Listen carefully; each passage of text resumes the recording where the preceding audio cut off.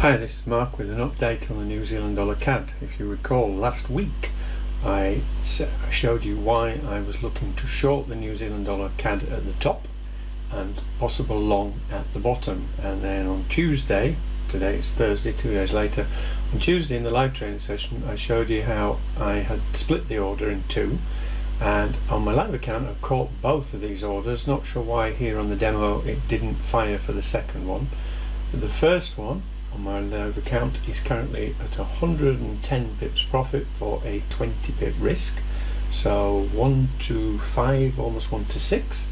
And then the second one, which has fired on the demo, which started at 60 risk, is now at 60 payment.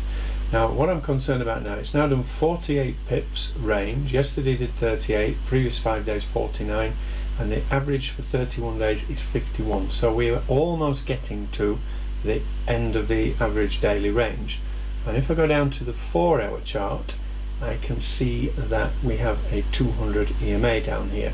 So although my overall target's down here, I am kind of thinking, well, at this point here the probability of this bouncing back off is greater than not.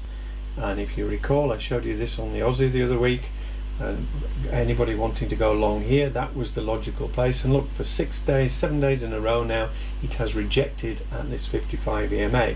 So on that basis I am thinking now to take some profit, because with a risk reward ratio currently of over 5, then I don't want to watch this suddenly flip back and turn into a loser.